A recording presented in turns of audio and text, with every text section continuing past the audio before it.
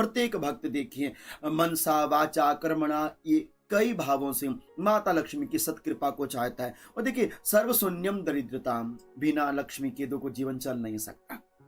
नहीं दरिद्र सम दुख जग माही, ठीक है। संसार के अंदर दरिद्रता जैसा कोई दूसरा बड़ा दुख नहीं है। इसलिए सर्वशून्यम दरिद्रता, बिना धन के सब कुछ शून्य है। इसलिए हम चाहते हैं कि प्रभु इतना धन दीजिए जहां मेरे कुटुंब समाये, मैं भी भूखा ना रहूं और मेरा साधु न भूखा जाए। धन तो हो, पर्याप्त हो, कोई घर में आए, ब्राह्मण आए, बांधव आए, कोई अन्यत्र आवे, भगवान की पूजा पाठ तीर्थ यात्रा, कम से कम धन की व्यवस्था तो जीवन में बने। इसके लिए हम अनेक प्रकार के उपाय करते हैं।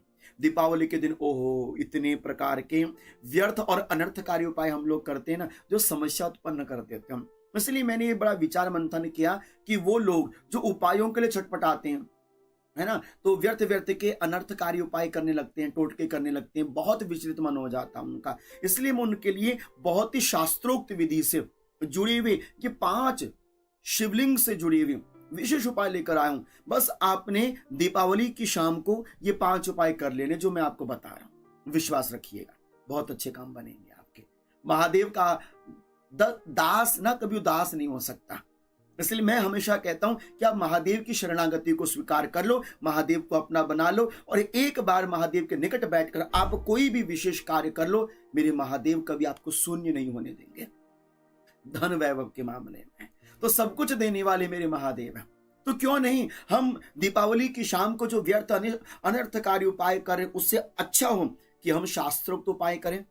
मेरे महादेव के शिवलिंग में जाकर ये 5 कार्य आप जाकर कर आवे, भरोसे के साथ मुझे ये थोड़ी प्रसन्नता हो रही है कि आपके कार्य बनेंगे जरूर।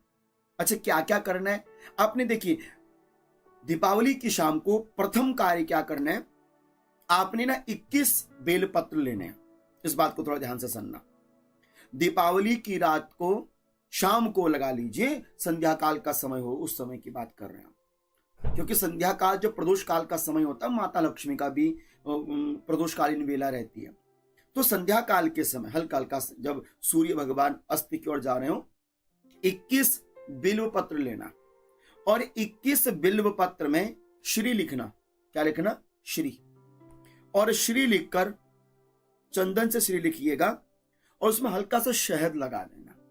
बिल्व पत्र के जो बीच की पत्ती होती है ना, उस बीच की पत्ती में शहद लगा देना और शहद लगाकर आपने माता लक्ष्मी के एक विशेष मंत्र का जप करना है। बस वो मंत्र मैं आपके स्क्रीन में दे रहा हूं। ओम श्रीम ह्रीम श्रीम कमले कमलालये प्रसीद प्रसीद ओम श्रीम ह्रीम श्रीम महालक्ष्मी नमः। इस मंत्र को बोलकर आपने प्रत्येक एक बिल्व पत्र को भगवान शिव की पिंड के ऊपर रखना है। ठीक है, 21 बेलपत्र चंदन से उसमें श्री अंकित करना है और उसके तत्पश्चात उसकी बीच वाली पत्ती में शहद लगाकर आपने ओम श्रीम ह्रीम श्रीम कमले कमलालये प्रसीद प्रसीद ओम श्रीम ह्रीम श्रीम महालक्ष्मी नमः, इस महालक्ष्मी के महामंत्र बीज मंत्र को बोलकर आपने शिवलिंग की पिंडी में अर्पण करना है। और उसके ऊपर से आपने क्या करना है, जब आप बेलपत्र चढ़ा लेंगे उसके ऊपर से आपने काले तिल शिव की पिंडी में रख देंगे। ये पहला कार्य आपने कर लेना है। ये प्रथम कार्य और बड़ा विशेष कार्य। अब दूसरा कार्य आपने क्या करना है, आपने दूसरा कार्य ये करना है, संध्या काल के समय ही आपने एक नारियल लेना है। नारियल आप चाहे 2 भी ले सकते हैं। तो आपने 2 नारियल लेने हैं। एक नारियल हो एकाक्षी नारियल, एक आंख वाला नारियल होता है, 3 आंख वाला नारियल होता है। कहीं से यदि आपको एक आंख वाला नारियल मिल जाए, एकाक्षी नारियल मिल जाए, उसको लेना, लाल कपड़े में लपेटना और लाल कपड़े में बांध कर उस एकाक्षी नारियल में थोड़ी सी आप दक्षिणा रख देना।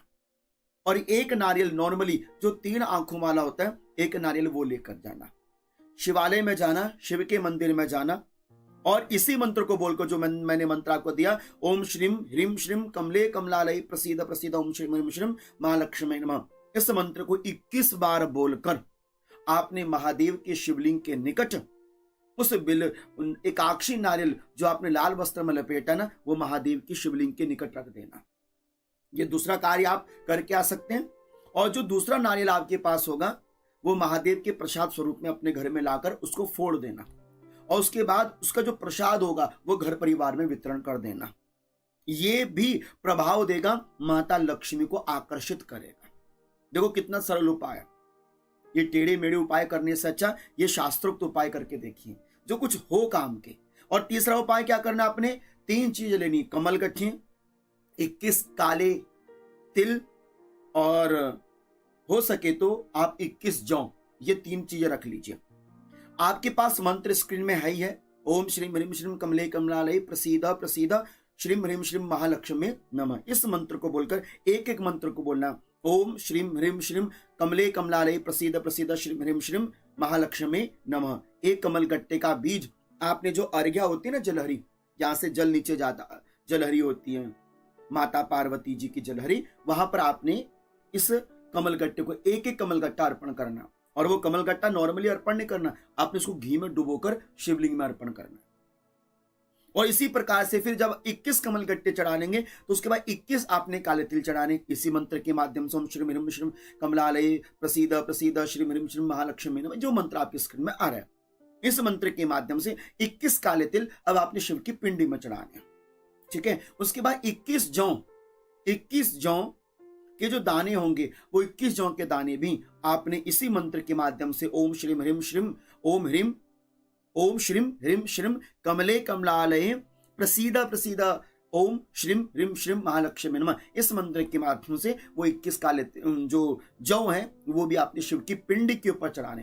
पिंडी में काले तिल और जौ और कमल गट्टे घी में डुबोकर माता लक्ष्मी की जो अर्घ्या होती है वहां पर आपने अर्पण करने चाहिए।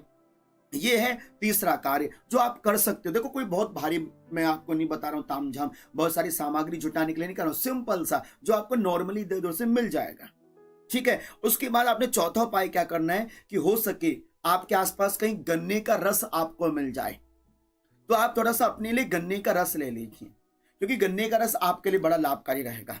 क्योंकि हम पढ़ रहे थे शिव महापुराण के अंतर्गत भी वर्णित आता है कि श्रिया इक्षु रसेन च, लक्ष्मी की चाहना करने वाले को श्रिया मतलब धन की कामना करने वाले को बोले इक्षु रसेन च। इक्षु अर्थात होगा आपका गन्ने का रस, गन्ने के रस से आपने क्या करना चाहिए, महादेव के ऊपर अभिषेक करना चाहिए प्रदोषकालीन समय में दीपावली के दिन।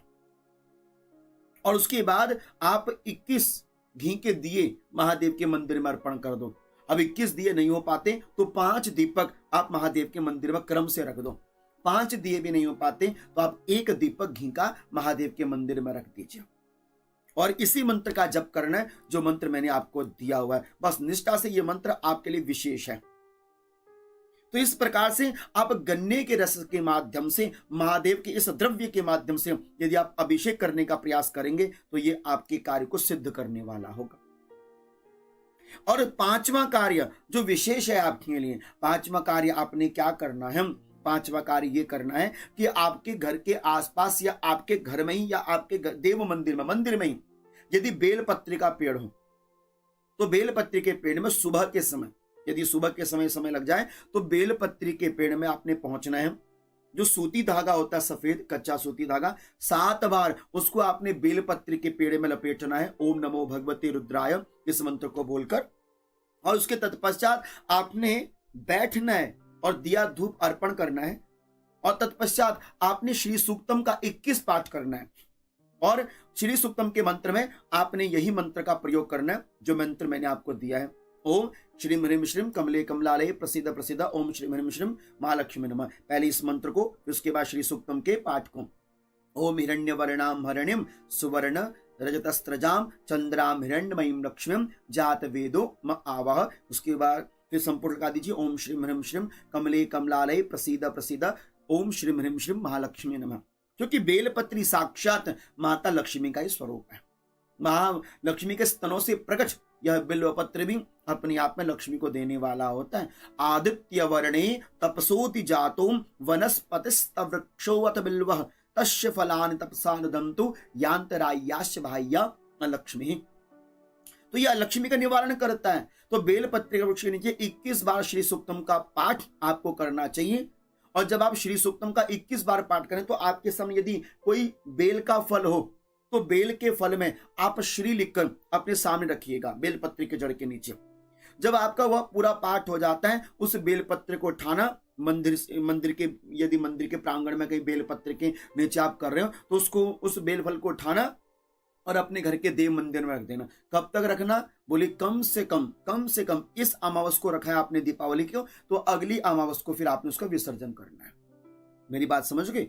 आपने बेलपत्र के नीचे, वृक्ष के नीचे बैठना है, एक दिया धूप करना है, 7 बार परिक्रमा करते हुए या गोल गोल जैसे भी आपसे बन पड़े, 7 बार सूत का कच्चा धागा सफेद आपने बेलवृक्ष के जड़ के नीचे बांधकर दिया धूप बत्ती करके अपना बैठे आसन पर, और श्री सूक्तम का आपने 21 बार इसी मंत्र के संपुट के साथ जप कर लीजिएगा। यदि श्री सूक्तम नहीं पढ़ सकते तो जो मंत्र मैंने आपके स्क्रीन में दिया उसका कम से कम 21 बार आप पाठ कर लीजिए, जाप कर लीजिए, मनसा ही जाप कर लेते हैं। ठीक है, तो ये जप करते समय आपके सामने अगर बेलो फल मिल जाए, बेल का जो फल होता है, उस बेल फल को लेकर आपने उसमें श्री अंकित कर देना, श्री लिखना है। और जब पूरे पाठ हो जाए, आपकी जाप हो जाए 21, उसके बाद उसको उठाना, अपने शीश से लगाना और अपने घर के मंदिर में पहुंचकर उसको अपने घर के मंदिर में रख देना।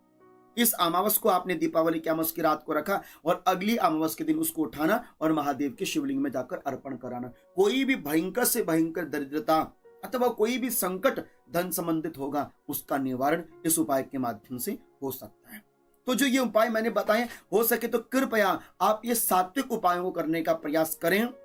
टेढ़े मेढ़े उपाय, अनर्थकारी उपाय, अनर्गल उपाय, मनमुखी उपायों से बचने का प्रयास करें। कार्य वही अच्छे हों जो आपको सुख देने वाले हों, कार्य वही अच्छे कीजिए जो आपके हित के लिए हो और आपके भले के लिए हो।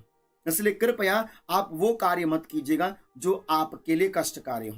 आशा करता हूं कि जो जानकारी मैंने आपके समक्ष रखी वो आप सभी भक्तों को अच्छी लगी होगी, और आपके मन में किसी भी प्रकार की अब कोई भी शंका हो तो आप अपने प्रश्नों के माध्यम से मेरे से पूछ सकते हैं।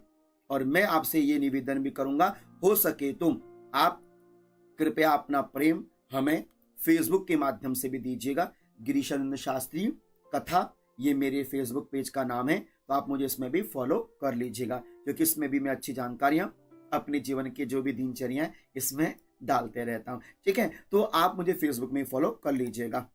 तो अब विशेष क्या रहे, हमने क्या क्या करना है ये आपको हमने समझा दिया। अब कुछ आप भक्तों के प्रश्न हैं, उन प्रश्नों को भी हम यहाँ पर ले लेते हैं। ठीक है, तो एक बार प्रेम से आप सभी भक्तों को मेरी ओर से ओम नमो भगवते रुद्राय।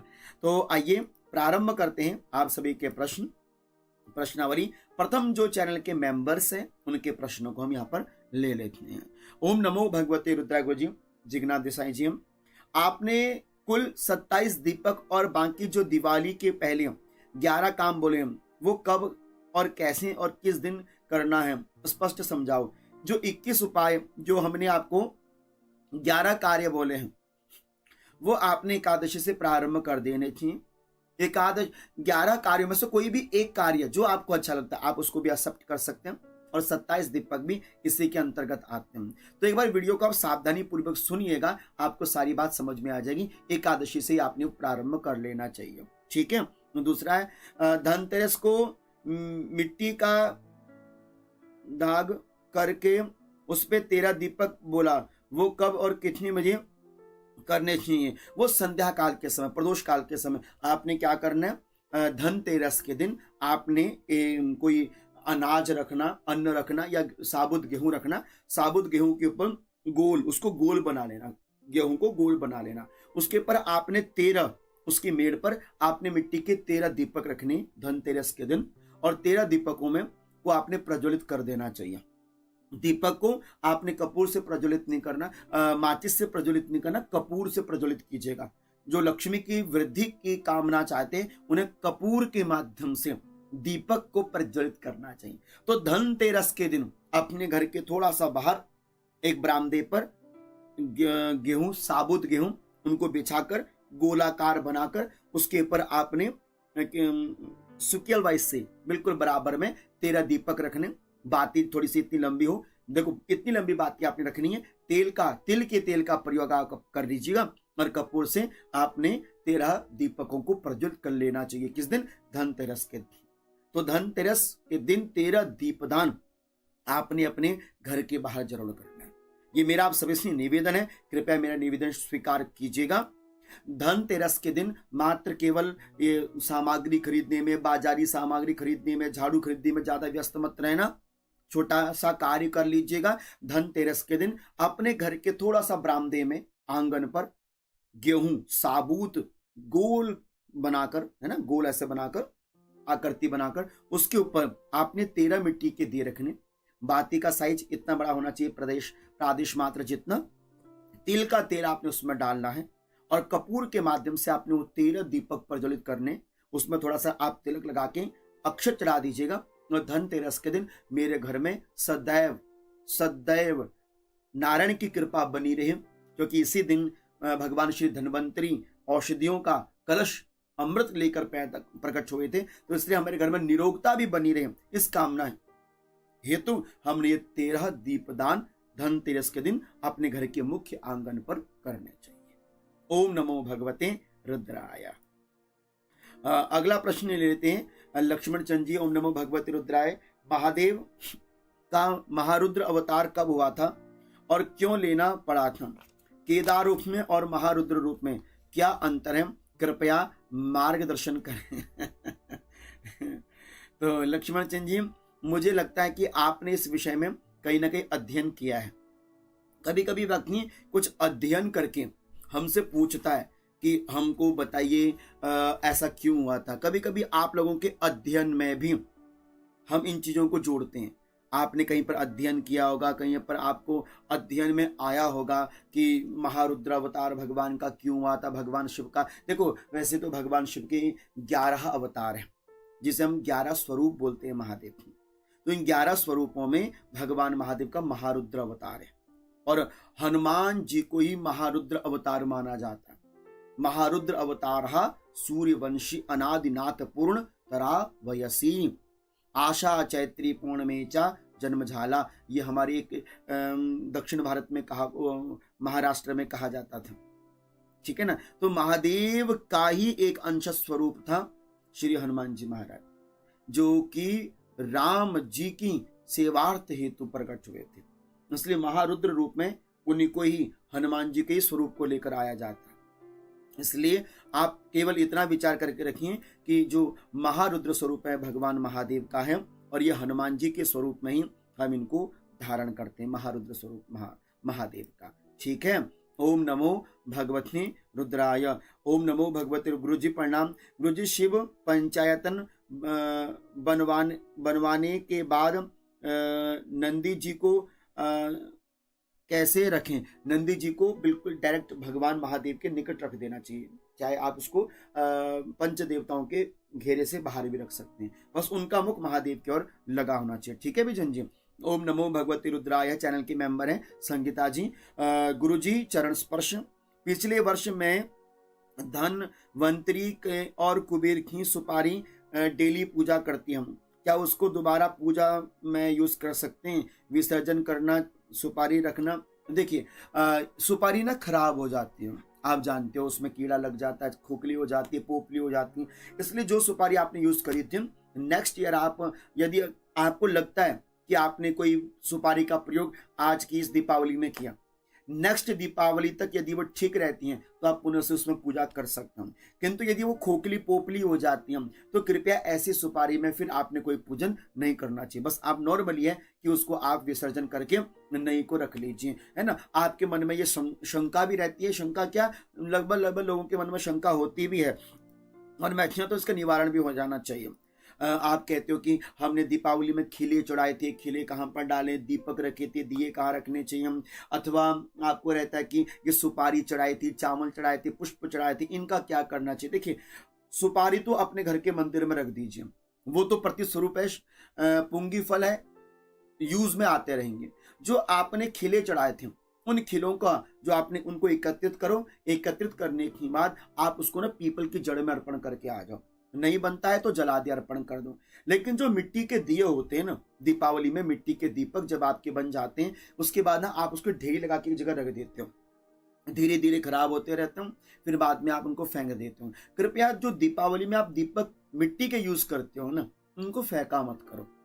आप क्या करो, उन सबको इकट्ठा कर लिया करो। आपको लगता है कि खराब हो जाएंगे, उनको इकट्ठा करके इनको तोड़ लिया करो। तोड़ने के बाद वो गमले में डाल दिया करो। बस मैं ये कहना चाहूंगा कि मिट्टी के दीपक जो आप दीपावली के दिन यूज करते हो फेंकने के लिए नहीं होते, क्योंकि आपने उनको लक्ष्मी की वृद्धि के लिए किया होता है। तो आप दीपावली के जो मिट्टी के दीपक होते हैं उनको फेंकिए मत।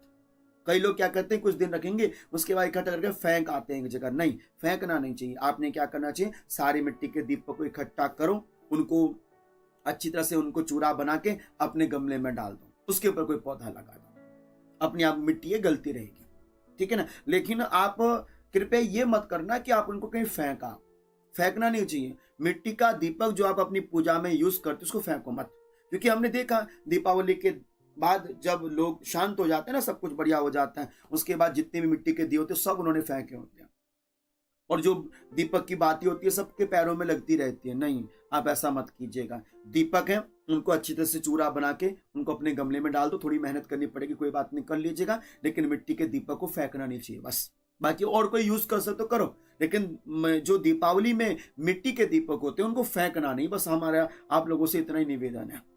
दूसरा, जो दीपावली में आपने ना बत्ती का प्रयोग किया होता है, बत्ती का प्रयोग कृपया आप दीपावली के दिन सफेद बत्ती के साथ अथवा लाल बत्ती का यदि आप प्रयोग करें, बहुत अच्छी बात है।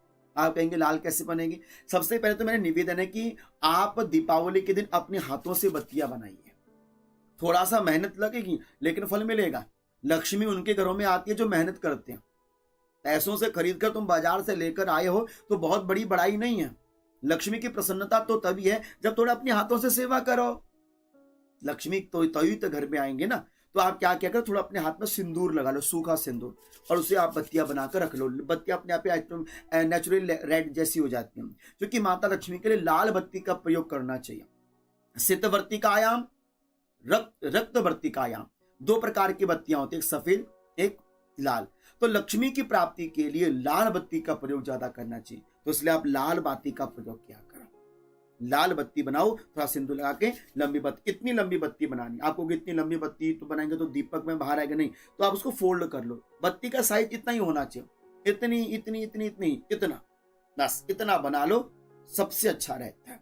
इससे छोटी मत बनाओ, इतनी मत बनाओ, इतना तो बना के रखा हूं, बार बार निवेदन करूंगा मैं। तो जो आपके जो दीपक की दीपावली के बाद जब अगली सुबह होती है तो आप बत्तियों को क्या करते हो, फेंक देते हो, इधर उधर डाल देते हो। नहीं, उनको फेंकना नहीं है। क्या करना है, आपने सब इकट्ठी करनी है। इकट्ठी करने के बाद आपने उसमें कपूर डाल देना है। कपूर थोड़ा सा ऊपर से कपूर पीस कर डाल देना। उसके बाद किसी बर्तन में उसको लगा के आपने उसको स्वाहा कर देना, अग्नि से भस्म कर देना। उसके बाद जो भस्म बनेगी उस भस्म को फिर आपने किसी भी वृक्ष की जड़ में डाल देना है। लेकिन कृपया बत्तियों को इधर उधर गलती से भी ना फेंके। दीपावली की कोई भी एक वस्तु इधर से उधर नहीं जानी चाहिए। दीपावली के दिन लक्ष्मी गणेश को गिफ्ट नहीं देना चाहिए। लक्ष्मी गणेश को गिफ्ट देने का मतलब है कि आपने अपने घर की रिद्धि सिद्धि किसी को गिफ्ट कर दी। कृपया बचिए। दीपावली के दिन कर्जे से बचिए, दीपावली के दिन कर्जा लेने से बचिए, दीपावली के दिन गलत काम करने से बचिए। दीपावली के दिन लोग जुआ खेलते हैं, गलत कार्य करते हैं, उल्लू मारते हैं, बहुत अनर्थक कार्य करते हैं, उनसे बचना चाहिए। दीपावली के दिन तो मात्र केवल दीपोत्सव है। आप दीपावली के दिन माता लक्ष्मी का चिंतन मनन कीजिए, नारायण भगवान का पूजन कीजिए, और दीपावली के दिन तो माला में सिद्धि भी बड़ी विशेष होती है। तो दीपावली की रात्रि को 1-1.5 घंटा जैसे भी आपको समय लगता है, आप जो मंत्र सिद्ध करना चाहते हो उस मंत्र की सिद्धि भी आप दीपावली की रात्रि में कर सकते हैं। तो ये कार्य आपने दीपावली में करना चाहिए। दीपक का यूज और बाती का यूज, सामग्री का प्रयोग, सब जो चावल आपकी पूजा में चढ़ते हैं दीपावली में, आप उसको चींटियों को दे दीजिए। इधर उधर व्यर्थ नहीं फेंकना चाहिए। जो भी दीपावली की सामग्री है, फूल पत्तियां आप किसी जल में जल नहीं मिलता तो कहीं पर भी एकांत स्थान पर आप उनका विसर्जन कर सकते हैं। बाकी जो सुपारी आपने मंदिर में रख लीजिए, जो सिक्के हैं आप उसको अपने मंदिर में ही रखिए, बनाकर रखिए, ठीक है ना। तो ये छोटा सा एक नियम धारण करना चाहिए। दीपावली के दिन एक कलश जरूर रखना चाहिए। कलश चाहे आप कलश बना के रख लो, नहीं तो नॉर्मली आप एक नारियल लेकर आओ, एक आक्षी, एक आंख वाला नारियल, और आप उसको अपने मंदिर में रख लिया करो दीपावली की रात्रि को, ठीक है। तो ये छोटा सा कार्य यदि अपनी ओर से कर सकते हो तो अवश्य करने का प्रयास कीजिए।